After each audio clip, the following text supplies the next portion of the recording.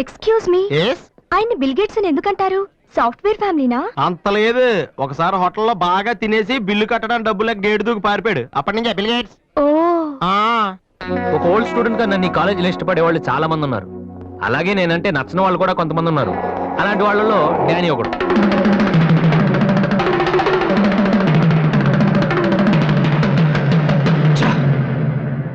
కొట్టరా కొట్టు.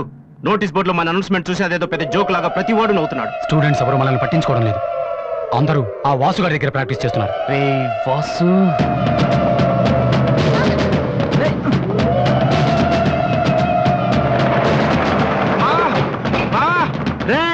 బీబీసీ గారు వస్తున్నాడు రా. ఇవాళ ఏం న్యూస్ చెప్తాడా? అయ్యి బాబు, ఈ టెన్షన్ ఏంట్రా?